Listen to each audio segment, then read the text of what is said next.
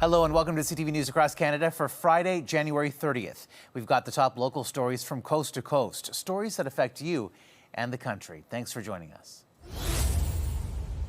Jeffrey Rath spent this week shaking hands with fellow Alberta separatists at a Calgary rally, but he's also been busy traveling to the U.S. Capitol to court support and money from the Trump administration. Whether that facility would be available on a going forward basis, and whether it's with U.S. Treasury or Goldman Sachs or J.P. Morgan through a bond issue or whatever, we're looking at all of the options. The lawyer for Stay Free Alberta says he's had several discussions last year with U.S. State Department officials that include doing a feasibility study on whether to ask for a $500 billion credit facility from them in the event of a successful independence referendum. BC Premier David Eby had harsh words for the idea. To go to a foreign country and to ask for assistance in breaking up Canada, there's an old-fashioned word for that, and that word is treason. At the First Minister's Conference in Ottawa, Alberta Premier Daniel Smith says the decision for a group to meet with U.S. officials is a reflection of their discontent with Ottawa. I'm not going to demonize or marginalize a million of my fellow citizens when they've got legitimate grievances. Prime Minister Mark Carney says he's never discussed Alberta independence with U.S. President Donald Trump. We expect the U.S. administration to respect Canadian sovereignty. The U.S. State Department said it regularly meets with civil society types and no commitments were made. A similar response from the White House, which tells CTV News no support or commitments were conveyed.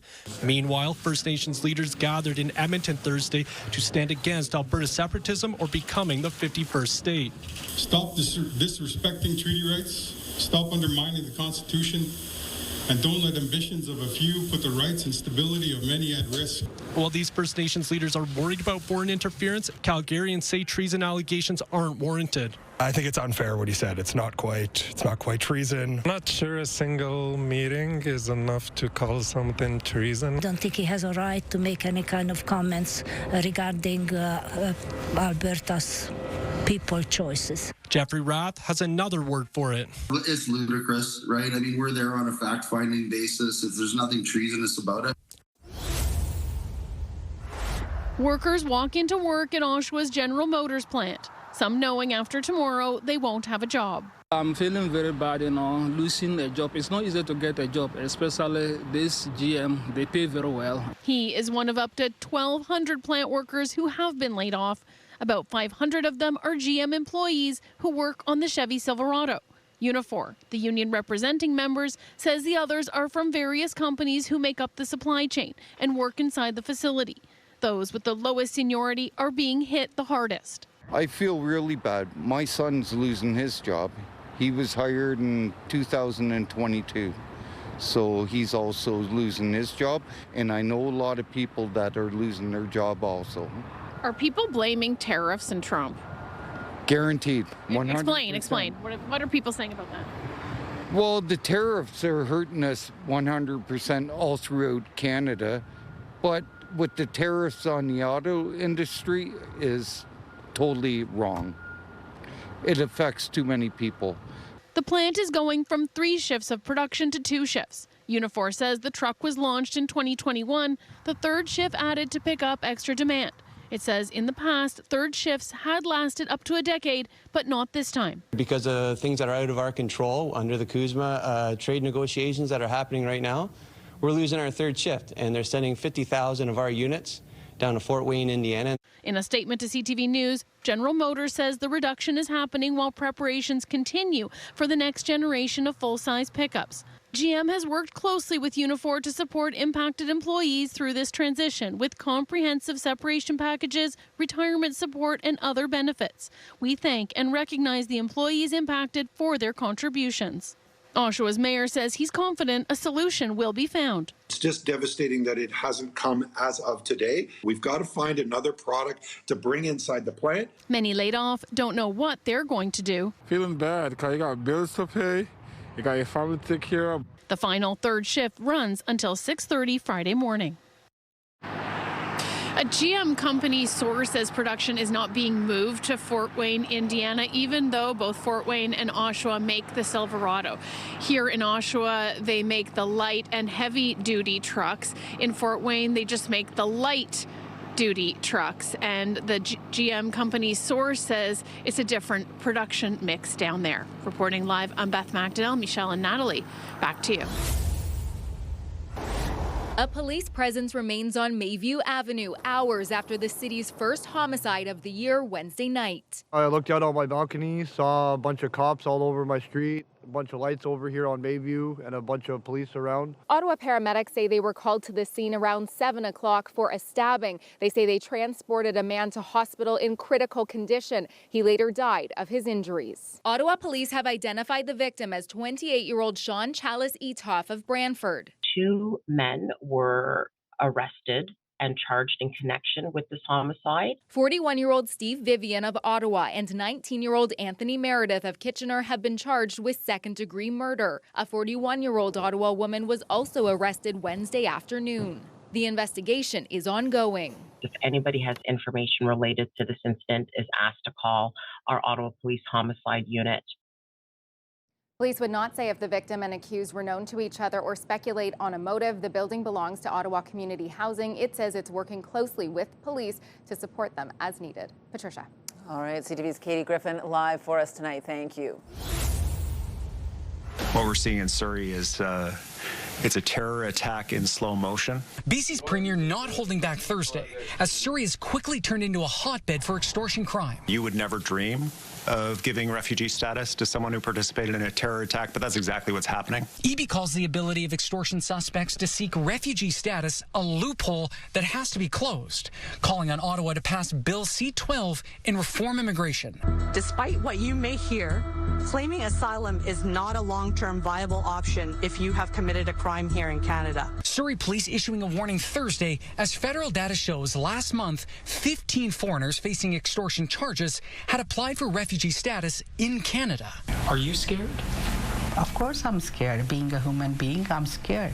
The 3-dozen-plus extortion reports this month has left the South Asian business community living in constant fear. Are they paying when these criminals are asking for money? Yes, some of.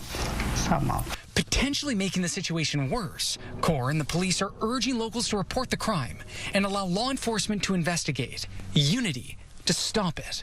If we cannot stop it right now, it's going to be everywhere. Surrey's mayor is calling for a national state of emergency and a special commissioner to combat the crime wave. It is a city under siege right now. She says the federal government is now deploying 20 additional RCMP officers along with air support to help in the battle. But her rival in October's municipal election, Linda Annis, is calling for 300 additional police officers over the next 5 years, plus a training facility, all while adding surveillance powers. We want all of the cameras, the traffic cameras right now, given immediate real-time access to our police service. We also want an additional 600 cameras installed for police use only in the city of Surrey. And Annis is also asking for road checks that blanket high-risk areas across the community, especially overnight. And that meeting that's taking place behind me right now with these community leaders, they are also planning a protest and a rally on Monday from noon to 2. That will be on the corner of 88th Avenue in King George. They are hoping that their voices will be heard to make real action here in the community of Surrey. Mija? Craig Krause reporting live tonight from Surrey. The towing industry has changed since Big Hill started up 49 years ago. The public have lost some confidence in the towing industry, and that's painful for those of us who've been doing it for this long. This company says it operates completely above board, but thanks to bad actors, its reputation has taken a hit.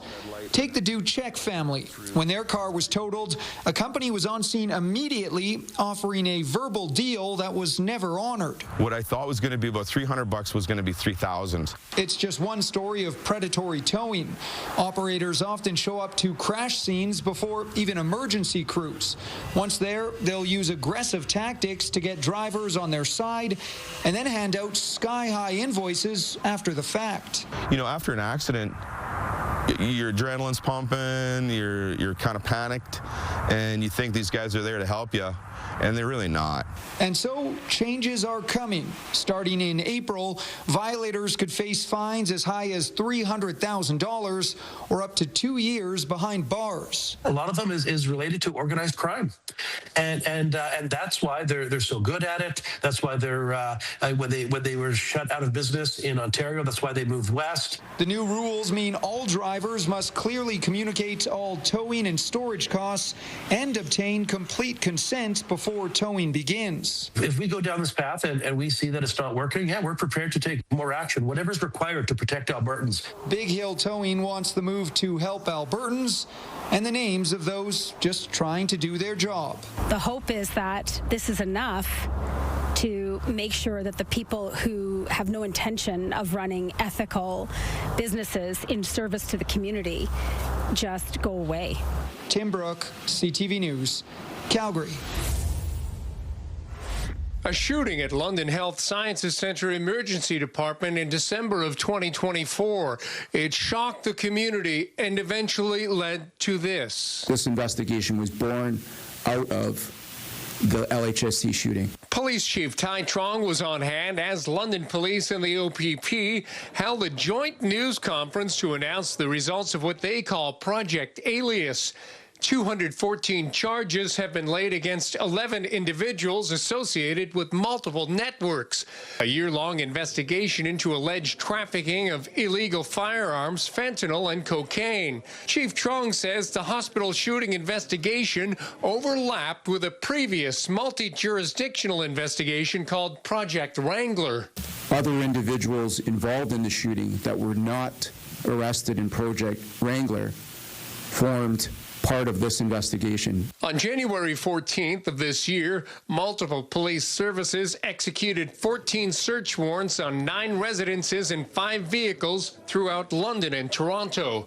31 crime guns were seized, along with 25 prohibited devices, fentanyl, cocaine, and various opioids, vehicles, high-end jewelry, and $64,000 cash. 31 prohibited crime guns that could have inflicted an enormous amount of harm into innocent people in communities here in London and across this province. We seized 125,000 street-level doses of fentanyl, which could have been fatal.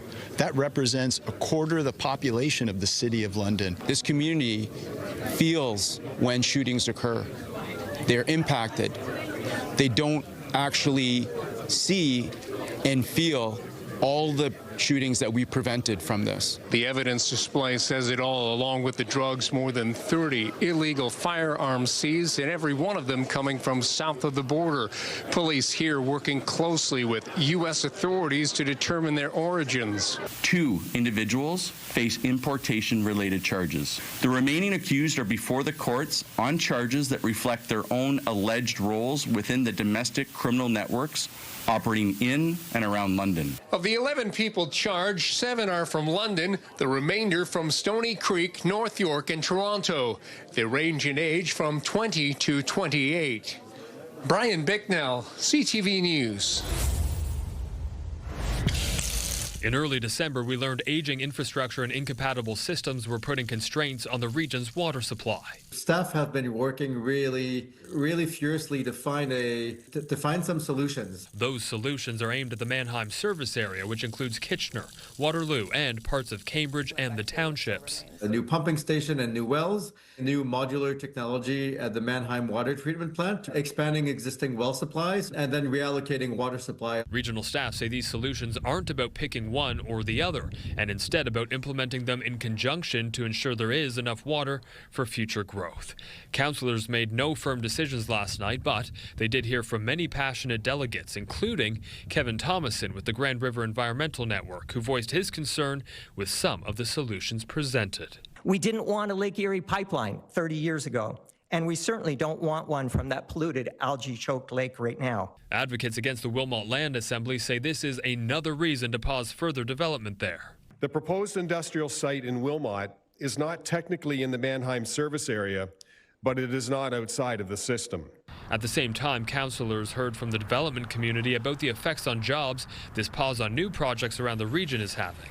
It's the operators who are operating the machines, that are people that are putting the pipe under the ground that won't even be drawn from for multiple years. And unfortunately, the longer this goes on, it's going to have a greater chilling effect beyond the weather that we have outside. Many of these engineering conversations could have happened, and there could have been solutions that were found before pausing all of the development. Regional staff now have to look over a lengthy report involving the proposed solutions and bring recommendations back to council. There was some discussion about a possible deferral to April, but Kitchener Mayor and Regional Councillor Barry Rabanovic said council needs to send clear signals to the community they're dealing with this in a timely manner. I don't think that this can be deferred another month so that we can, quite frankly, not have folks looking at this in the meantime. In the end, much of council agreed, and they will return with those recommendations in March. In my 30 years of elected office, this is probably the single biggest issue that a council has had to deal with. And we want to make sure that it's done right. In a February committee meeting, council will also get more information about the possible implications for Wilmot residents when it comes to reallocating water sources and distribution. Spencer Turcott, CTV News, Kitchener. For the fourth day in a row, there was a slowdown or stoppage on the REM. And it was another day where Elizabeth Patnode was late to work. We are always late. We're always waiting around. There's no transparency. There's no communication. Then I have to explain to my employer why I'm late. They're angry with me. Turns out that's been the case for nearly half of 2026. According to posts updating riders on the REM service, since the start of the year, there was a slowdown or interruption on 14 out of 29 days, including 9 where buses had to be deployed. Every day we discover new problems, but every time there's a new problem, we investigate quickly and we find solution. He says, unlike before, they can isolate where the problem is and shut down just one station instead of the entire grid. But that doesn't address the frequency of the issues. You always need, with systems like the REM, at that scale, you need redundancy. So they should have redundancy. So if a heater failed, there's a second one. If a second one failed, there's a third one. In Dermontagne, the mayor is asking bus service that was supposed to end tomorrow be extended to the end of February, so commuters have a fallback if issues persist. I was on the phone there with our RTM to see if we could continue these mitigations for another month at least, to make sure that we go through the hardest months of winter. But some riders have already gone back to their old ways. There's already some people who just took back their car to go to work. Patnode says she wants the service she pays for. And if not, there should be discounts or a refund. We need compensation. If you're not going to have something working, then at least compensate us while you figure it out. Her waning patience met with a promise. Keep faith in the REM. We will be better. We will have better services for you. But it's one she says she's heard before. Kelly Gregg, CTV News. Saskatchewan is on track to see its lowest number of drug overdose-related deaths since 2020. Data from the coroner's service shows 331 overdose deaths last year. Some may be removed as investigations continue, but if it stays the same, it will be the lowest number of deaths since numbers spiked 6 years ago. We're working very, very hard to eliminate toxic drugs and illicit drugs. There were 109 fewer deaths in 2024 compared to the previous year and 15 fewer last year, with Regina and Saskatoon accounting for a majority of them. And McBride attributes that decline to public awareness and naloxone. That public awareness of what's happening is leading to a decreasing number of deaths. The province invested heavily in take-home naloxone kits last year, with a record number of units sent across the province. In the province's 2 largest cities, drug overdose overdose calls were comparable over 2023 and 2024, but 2025 was a different story, with Regina falling below 1,000 overdose calls, while Saskatoon saw more than double, with over 2,500 calls, more than 200 per month and nearly 7 every 24 hours. It just seems like an endless supply continues to flow in. Just last month, the coroner's office reported a surge in fatal overdoses, with 28 people dead from suspected overdose compared to 18 in December 2024, as police services continue to seize more drugs. Sometimes those investigations just take time, so I don't think that the amount of charges reflects the work that's happening in the community. A drug alert issued for Saskatoon on Wednesday afternoon came just hours after a similar warning of an increased risk of drug overdose in the Punachai area, as toxic drugs remain a focus of both police services and fire departments across Saskatchewan. Keenan Sora-Khan, CTV News, Saskatoon. Well, I almost had a heart attack. That's how Charleswood resident Kathy Hepner reacted after opening her 2027 property value assessment preview. Her house on Rannoch Avenue was assessed at $477,000 2 years ago. Now it is $96,000 higher, $573,000. She fears her taxes will go up. They're going to make you pay $1,000 a year more for property taxes. And for what? Hepner says her family is already paying out $4,200 for municipal, school, and property taxes. And homeowners like her are already feeling the pinch. All the people who are retired in this neighborhood, how can they afford to have such a huge increase in their property taxes?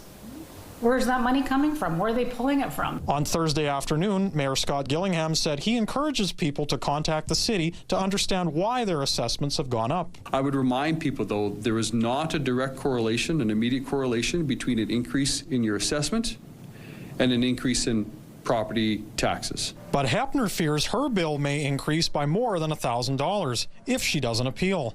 Inkster Faraday resident Jonathan Schiller was recently given 5 property value assessments to look over. He says he plans on appealing 3 of those. His advice to others: appeal and plead your case if you disagree with the city's number. So if you can use objective criteria and say, hey, look, I think you're a little bit, a bit aggressive on the reassessment because of X, Y, and Z, they'll understand. There is also a link at the bottom of your bill that connects to the Property Assessment Department for appeal. Hepner says she has an upcoming telephone appointment. Until she gets a decision, she says she isn't holding out hope. You would think that at some point we would get some sort of a break on our taxes, but, we're not getting it.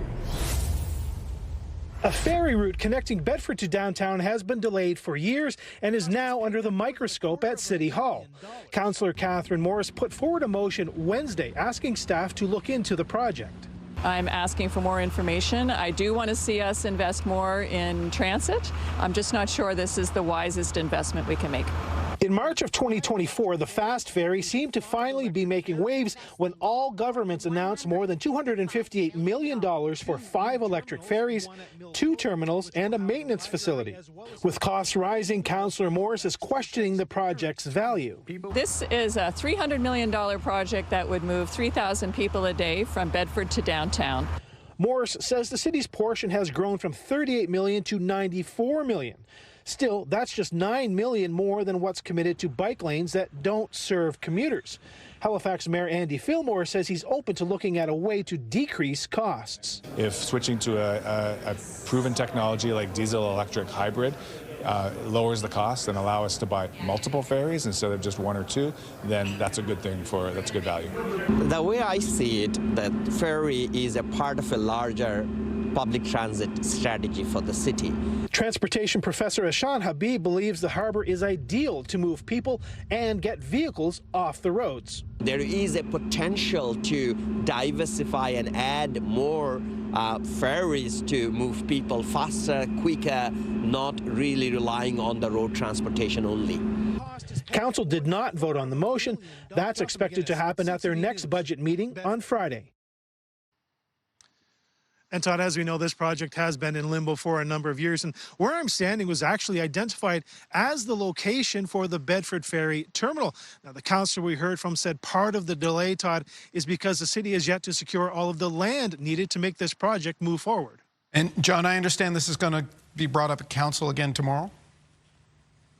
Yeah, that's right. They're going to actually be voting on Councillor Moore's motion to send this back to staff to provide more information to the council. Okay, so we'll wait with bated breath. John McGuinness on the water at Bedford Basin. Thank you.